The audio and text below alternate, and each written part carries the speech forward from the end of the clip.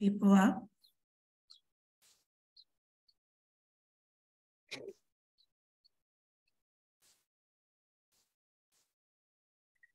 Good morning, everyone. For those on Eastern Standard Time, this is Dr. Deirdre Young speaking, serving as Chief Diversity Officer here at the College for Creative Studies. We are excited to invite our soon-to-be Title IX coordinator, Jess Irvine, to speak today on how to help a friend. This particular webinar is in support of our Sexual Assault Awareness Month activities, and we are excited to just have our soon-to-be Title IX coordinator effective in June to bring us greetings. Before we get started, I'd like to share with everyone the bio of Jess. So Jess Irvine is a Senior Solutions Specialist at Grand River Solutions. Jess previously served as the Assistant Dean for Student Integrity and Community Standards at Ohio Wesleyan University, and also held the roles of Senior Deputy Title IX Coordinator and Clery Compliance Coordinator. Jess has a background in student conduct, prevention education, policy creation and revision, behavioral intervention teams, crisis response, and protocol development.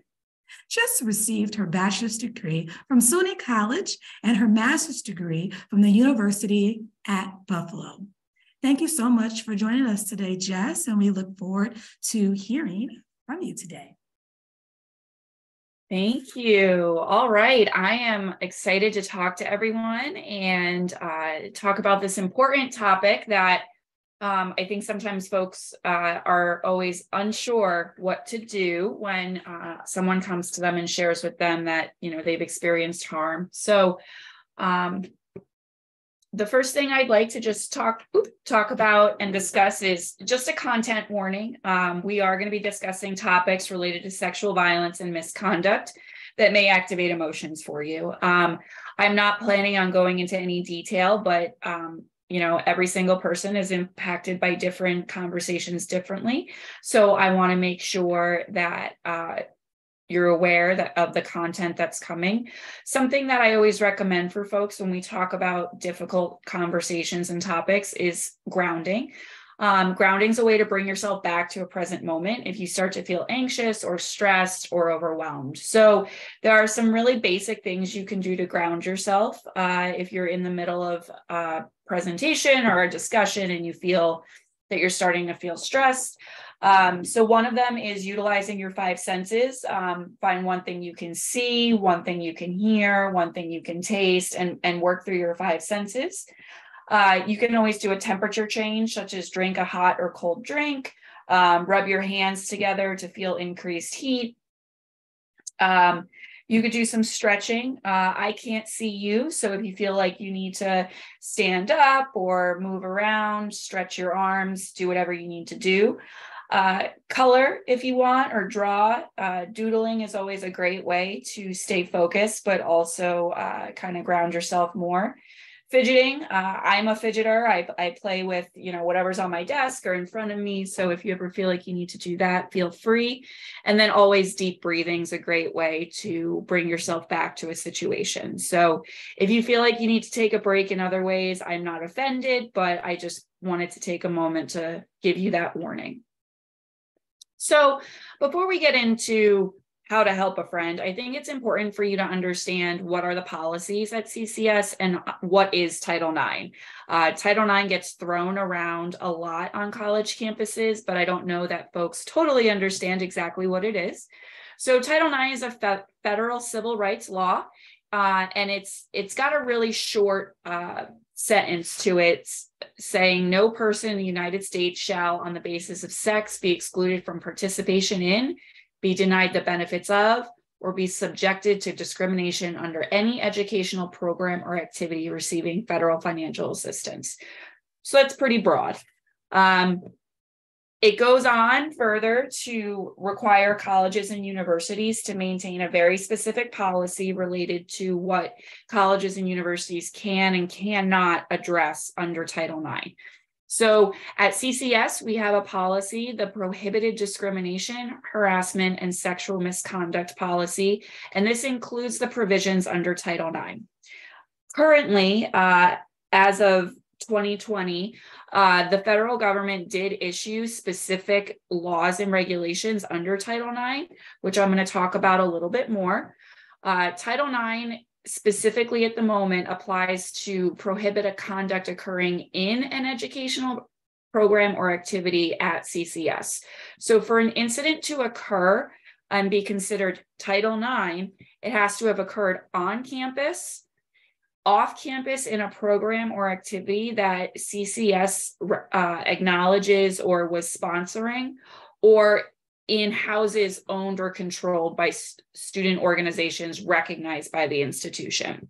So for example, if a club on campus decides to go off on their own and rent a house and CCS has not approved that or entered into the contract with the students, that's not considered under the scope of Title IX.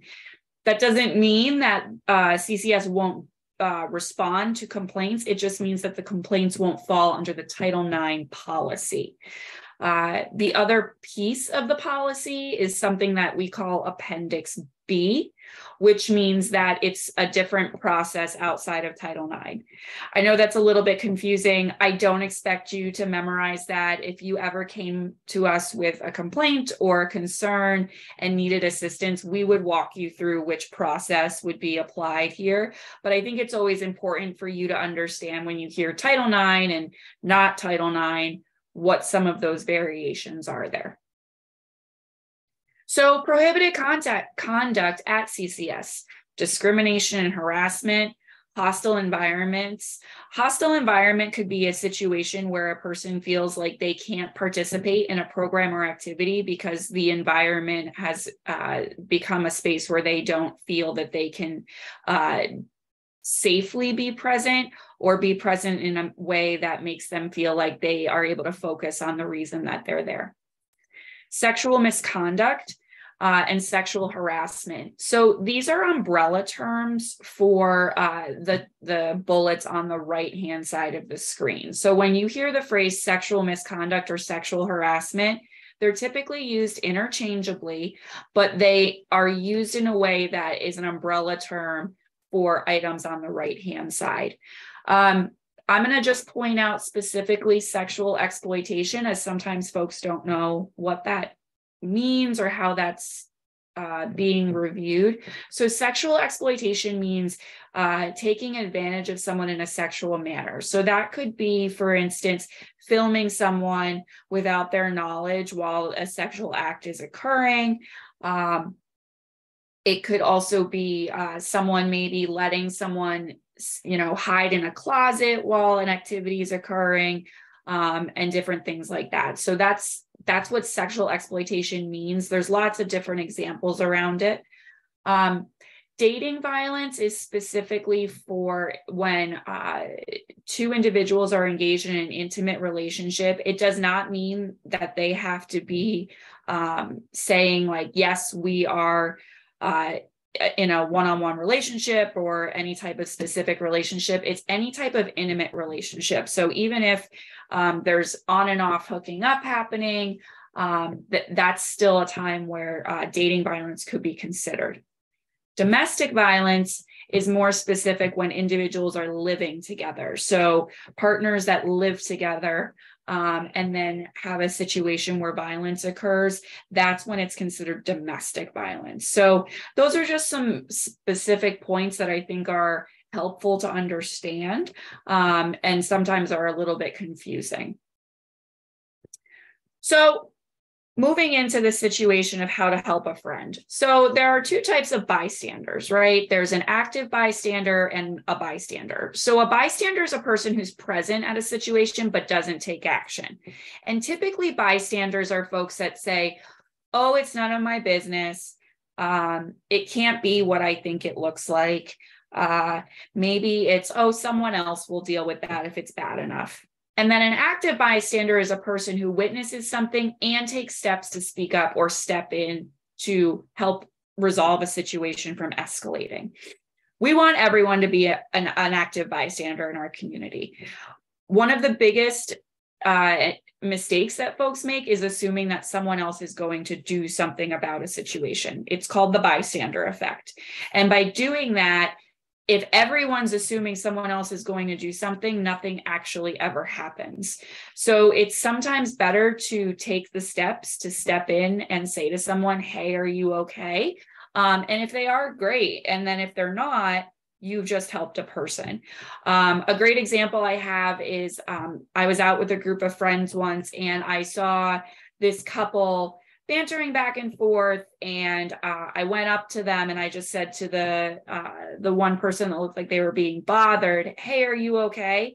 And the person looked at me and said, oh yeah, this is my boyfriend and he does this all the time to like try and make me feel uncomfortable. I'm totally fine. And we laughed it off and moved on. But the person thanked me and said, no one ever asks. And that's something that is really important, because if I had not asked and that person was in trouble, something worse could have happened to them. So how do you be an active bystander? Typically what I like to do is say, remember the 3 Ds. So there's direct intervention, right? You directly go up to those folks and you say, hey, are you okay? What's going on? Is there anything I can do to be helpful? If you're uncomfortable with the direct interaction, you can delegate it out to someone. You can ask for help. You can, contact a friend. You can go up to a bartender if you're out at a bar or a restaurant. You can contact a security guard and just say like, hey, that situation doesn't look good. I'm not sure what's going on, but maybe, someone should check in with those folks. The other option is distracting. So sometimes if something's going on in a situation, the best way to remove the person that might be in trouble is to distract and redirect. So a suggestion I make is sometimes if you're out at a party and maybe you're concerned about your friend, you could say something like, I need to go to the bathroom, can you go with me? Or I'm not feeling well, can you walk me home? There's nothing wrong with taking the responsibility and putting the blame on yourself to say, oh, I need help, right? Because if it's your friend is likely going to redirect themselves and worry about you instead of the situation they're in. And maybe at that moment, they are not realizing that they're too drunk and that they should be getting help somewhere else. So this is a great way to redirect attention. Another great way is maybe if you see people arguing, saying, hey, does anyone want to go get something to eat? I'm starving, right? And redirecting folks to think about something different than what's going on around them. There are so many challenges and barriers though, right? Like there's so much that goes into having to be the person to step in. So there's always the personal barrier, right? Being introverted and fearful of how people might react. You don't want to be embarrassed if you go up to someone and they're like, what are you talking about? I'm totally fine. I think that in this case, maybe challenge yourself to remember that being embarrassed for one moment for someone to maybe laugh at the situation is better than, not doing something and then having a person, experience harm later. There's also relationship barriers. You don't want a friend or family member to be upset with you for stepping in. You don't want someone to, make fun of you and say you're the fun sucker because, you stepped in and took someone home when they were drunk or whatever. And then there's, the pressure to just go along with what's going on, especially if you're spending time with a group of friends that do everything together. Sometimes there's a social pressure to just allow certain behaviors to happen. There's also just the general concerns, right? You don't want to be accused of making a scene. And then if no one else is concerned, then, it's probably not a big deal. But this goes back to what I talked about before with this concept of the bystander effect, right? If everyone assumes that no one cares, then no one's going to do something. So it's important that if you think something's wrong, to step in and do something to help that friend. So when you're helping others, your safety is always important. So please don't ever put yourself in a situation where you're going to end up being at risk for your own personal safety. If safety is an issue here, that's when you should contact, public safety or another person, or, the police, if that's really getting to the point where you feel like safety is a major factor here. If you're unsure, take a second look at what's going on, check in with those around you, and then consider if it was you in that situation, right? And think from a reasonable person perspective, right? Because you're reasonable. Would I be concerned about this if it were me? After you step in and help someone, the most important thing that you can do is believe that person in whatever they were experiencing and say, I'm sorry that this happened to you. Help them find their resources and ask how you can support them. A person might realize after you step in and help them that they were in a really compromising situation, and that might be really jarring for them. So it's important for you to be there and just be supportive. So things to say to a person: I believe you. Thank you for trusting me. It's not your fault. How can I support you? All of these are things that are affirming to someone, and let the person know that you are there for them, to make sure that they know that there's someone in their corner. It is really, really hard for a person to share a personal experience that has caused them harm with anyone. Think about having to share a really vulnerable time in your life with someone, and then realizing, that it caused you harm or anything. Being trusted with learning about an experience that another person has had is so huge for someone. So please make sure that you acknowledge that to someone when they do reach out to you. Please don't say, well, what happened? Tell me more. What did you expect? Were you drunk? Are you sure you said no? And you have to report this right now. So I'm going to go through these a little bit more specifically as to why these are things you shouldn't say. What happened? Tell me more. When a person is disclosing that they've experienced harm, it's really hard to do that as it is. So you asking additional questions is just going to make it more challenging for them. Additionally, while you're asking that question, likely with good intentions to try and understand the situation more, in that person's head, they're going to say, well, I went to their room and it was 1 o'clock in the morning. But then in their mind, they're going to go, why did I go there at 1 o'clock in the morning? Right? So in their mind, as they're telling you what's going on, they're sitting there going over everything that happened and trying to figure out where they went wrong, when they didn't go wrong in a situation. They were put in a situation where they were wronged. What did you expect? This kind of goes back to what I was talking about. A really good example, and I hear this a lot when I talk to students, is, well, I went back to their room and it was late, so I guess it makes sense why they thought I was going to hook up with them. If you read my blog, you probably saw this example in there as well. But as you know, people can engage in sexual activity at any time of the day. It doesn't matter if it's 1 o'clock in the morning or 1 o'clock in the afternoon. So for someone to say, well, what did you expect? You went there at 1 o'clock in the morning. It doesn't really matter what time a person goes to another person's house or, goes to spend time with them. Consent is still expected 24 hours a day, 7 days a week. Were you drunk? It doesn't really matter if a person was intoxicated or not. Regardless of that, consent is still required. And even more so, if a person was under the influence of alcohol and another person decided to engage in sexual activity with them while they were drunk, is a violation of that person's rights. There are laws about consent, and CCS has policies about consent and incapacitation. Incapacitation means that you are unaware of the who, what, when, where, why. Some folks refer that as being blackout. In those circumstances, it doesn't matter if a person was drunk. It's still the responsibility of the person that initiated that sexual activity not to engage in the sexual activity. Are you sure you said no? This is not something that's really helpful in the moment when you're supporting someone. And really, this is something that if the person chooses to make a complaint and resolve it, those are the types of questions that we have to ask, not directly in that manner, but it's our job to understand whether or not the person said no or what was said. It's not your job. Your job is to be supportive, right? And then you have to report this right now.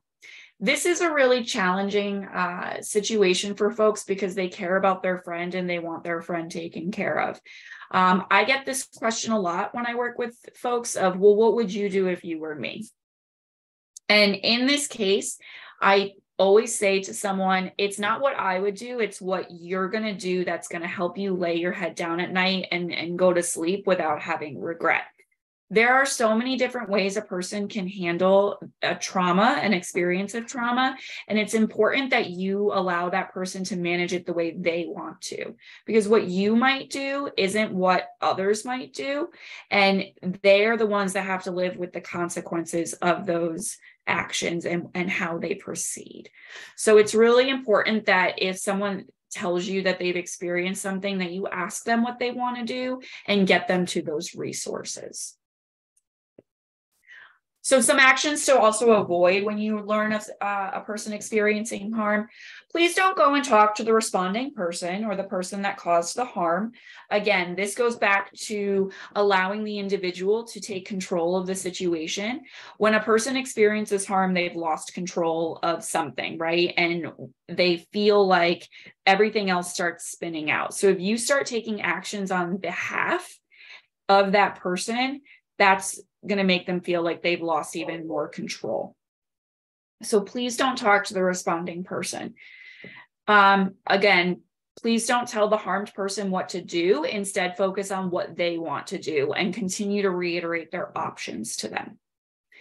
Please don't discuss the situation with other friends and witnesses that were there. One, if the person wants to formally report this and go through a process at CCS, by discussing it with other people, it can complicate the process for that harmed person. And additionally, it's really private and it's none of other people's business what happened to the harmed person. It doesn't matter what other people think about the situation. So discussing it with other people is unfair to the harmed person.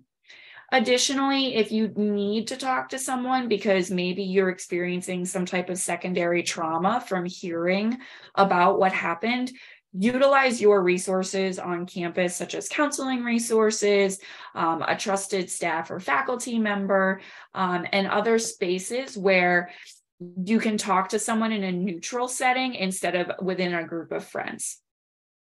Lastly, please don't promise that actions will be taken to correct the situation. You can't guarantee what the outcome is going to be if a person decides to take steps or not take steps. So it's really important that you don't promise someone that something's going to go a certain way, because then it may be really disappointing later on if the situation doesn't play out the way you said it would. So you've accepted helping out your friend, you've given them their options and their resources, they decide that they're going to make a report. So what happens when a report is filed at CCS? So when we receive information that someone's experienced harm, we send some initial outreach. We reach out to the person and let them know that we're here for them, that we want to provide them with support, and that we want to meet with them to talk about their options for reporting and resolution. We offer them supportive measures. There are a variety of supportive measures that are available to students on campus. Some include coordinating with your faculty to provide academic support. So we may send a message, it's very general, but says, we are working with this student through a personal matter. Please provide reasonable leniency on deadlines or projects, as you're able to. We also might tell a faculty member that two people can't work on a class project together, right? Because we're not going to ask the harmed person to continue working with someone that harmed them in the classroom. We can also work with someone to help get them moved from their residential space if they need that. We can work with someone to help coordinate working schedules. Let's say the two parties work together. We're not going to ask them to go to their shifts together. We can also coordinate what's called a no contact order. No contact orders are not restraining orders, but they are a directive from CCS that says that both parties cannot communicate with the other person and that people can't communicate with those folks on their behalf. So person A can't go up to the harmed person and say, so-and-so told me to tell you this, right? That would be considered a violation of the no contact order. There are a lot of other ways that we can support students on campus that are, reasonable. We always want students to ask us if they feel like, hey, this would really help me. And if it's something that's manageable, we'll do that for them. So we also give the person information how to file a formal complaint. So the word formal complaint is another umbrella term. So when we get a report, that's considered a report. And then if someone wants the college to take action, they have to file what's called a formal complaint. And then under a formal complaint, there are two types of resolution, which I'll get into in a little while. But in order for us to take any action, a person needs to sign off that they want us to take the action. Then we go into the options for resolution. So like I talked about earlier, if an incident occurs within the scope of Title IX, then we go through the Appendix A process. And if it doesn't fall within the scope, we go through Appendix B process. So we walk them through what that means so that they understand. We already talked a little bit about supportive measures. The one thing I didn't mention is supportive measures can't be punitive, and they have to be mutual. So I can't say to a person, for instance, that they are no longer allowed to participate in XYZ club, or that they're not allowed to eat in a dining facility or anything like that. Supportive measures are meant to be mutual. So if we ever got into a case where it was, let's say, banning someone from a residence hall, the other party would also have to agree that they're not going to go into the responding person's residence hall. I know that that's frustrating for folks, but under the policies, the way they are, we are obligated to assume a person is not responsible until a finding has been made of whether or not they violated a policy. So, like I said, we're going to talk about options for resolution. So an informal resolution is a situation in which two parties reach a mutually agreeable outcome. It doesn't mean that you're going to sit in the room with the person that caused harm. It just means that someone, typically the Title IX coordinator, will shuttle between the parties to reach an outcome that is agreeable to both people involved. Informal resolutions are pretty fluid. They can go lots of different ways. So sometimes a harmed person wants the responding person to participate in educational programming, agree that they're never going to have contact with them again, and maybe agree that they're not going to live in a certain dorm because the harmed person plans to live there for the remainder of their time at the college. Other times they're very point blank about, specific things. So I want to be able to use the gym Monday, Wednesday, Friday from 5 to 7. And I want to make sure that if we're both in the same classes, that the Title IX coordinator works with us to make sure that we're never in the same class again. So they're really fluid and there's not prescribed informal resolution points. So this is something that gives you or the person that's been harmed and the responding person the opportunity to really have a dialogue with the Title IX coordinator about what's going to be the best way to move forward. An informal resolution cannot be finalized without the agreement of both people. Formal resolution is where there's an investigation and in some cases a hearing. So in an investigation, the college has an investigator meet with the person that's been harmed, the person that's responding to the harm, and then anybody that may be considered a witness. Following an investigation, there's a determination of whether or not the responding person is charged with a policy violation And if they are, it goes towards a hearing. And then after a hearing, findings are made of responsible or not responsible for the alleged policy violation, and then a sanction is issued. Sanctions can range if a person's found responsible. It can be something, no contact orders, educational in nature, maybe some loss of privileges on campus, but it can go up to a suspension or an expulsion from the college as well. It just depends upon what the policy violations were. The other option is that the harmed person says, I don't want to do any of this. I just want some remedies, or I just want supportive measures. And we work with that individual and say, that's fine. You don't have to pursue any type of resolution if you don't want to. And we can just work with supporting you and making sure that you find the ways that you want to heal as you move forward. So we sort of talked about investigations. So just to give you a little bit more of an overview of how those look, because an investigation can sound kind of scary. Like I said, both parties are interviewed. They can offer evidence and witnesses. After the initial investigative meetings, the people involved will see the directly related evidence and can respond. So there is transparency in the investigative process so that the harmed party knows what the responding party is saying and vice versa. Witnesses do not get to see the full investigative packet. It's only the person that's made the complaint and the person that's responding to the complaint. The report is then finalized and parties can review it again. They can provide a response if they feel as if there's something in there that maybe they find inaccurate or that they feel like needs to be added. As I mentioned, then there may be a hearing and then a decision. If something falls outside of the scope of Title IX, the process is a little bit different. The college still conducts an investigation in the way I described, but this goes to a review board, and then there's a determination reached of whether or not there was a violation of policy, because the investigator makes a recommendation on that. So it's a little bit different. But either way, in either process, both parties are allowed to appeal if they disagree with the outcome. So important resources for students. So all of this, we're talking about all this, but where do you go if you need to talk to someone? So the Title IX coordinator is the person that typically receives complaints, but there are other folks on campus that you can always go and talk to.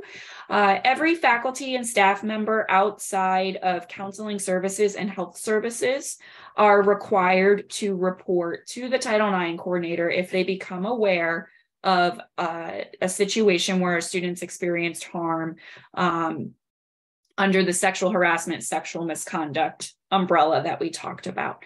So these are your folks, if you ever need help, to reach out to and discuss your options. They will likely refer you to me as the Title IX coordinator, but you can talk to anyone that you feel most comfortable with initially. The other thing that's important to know is if you report to someone else and you don't want to do anything about the situation, you still will likely receive an email from me that says, hey, I heard that, you may have experienced harm. Do you want to meet to talk about it? It's okay to say no. You are not required to come and talk to me. You're not required to sit through a meeting if you don't want to. I always appreciate if I get a response that says like, thanks, but no thanks. But if you don't reply, that's okay too. My feelings won't be hurt. So how to make a report, like we talked about, you can contact me. The email at CCS is title9@collegeforcreativestudies.edu. And you can always send an email and reach out. We'll schedule a meeting and talk about your options and your resources. You don't have to come into that meeting making a decision. You can come in just to learn, to ask questions, to process. It is totally your call how that meeting goes. And you're not, like I said, required to have a decision ready when you come into that meeting.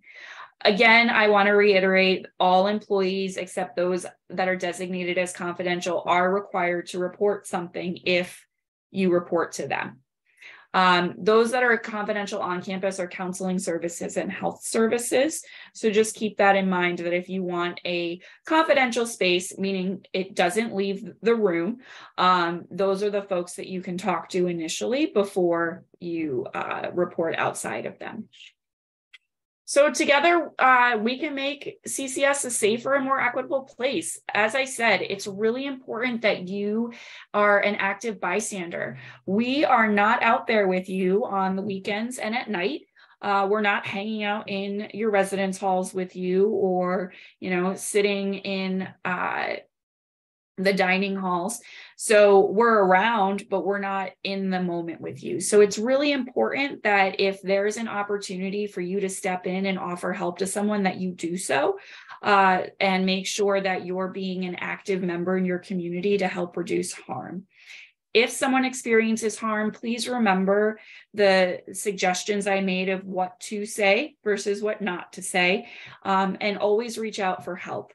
If you're unsure, you can always reach out and say, hypothetically, if this happened, what are our options? And I am more than happy to talk through the hypotheticals with you so that you feel like you have an opportunity to learn and make informed decisions without feeling like you're going to roll a ball down a hill before you're ready for it to keep on rolling.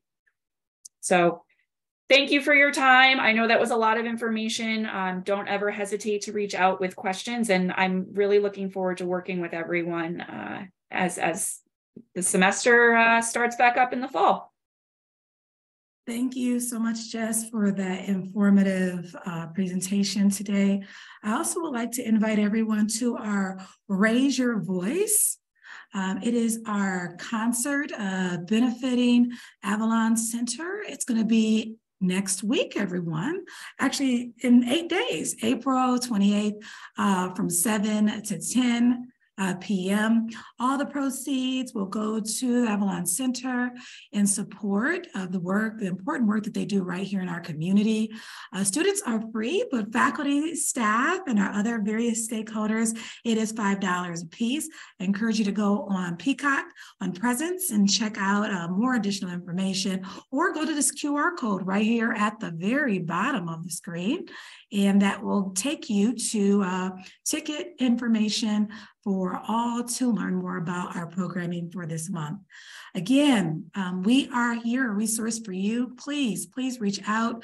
No matter the issue, this today was around sexual assault awareness, but obviously that policy covers so many things. So we encourage you all to stay connected with us. Let's keep our community safe. Together, we can do that. Thank you all, and have a fantastic week. Bye, friends.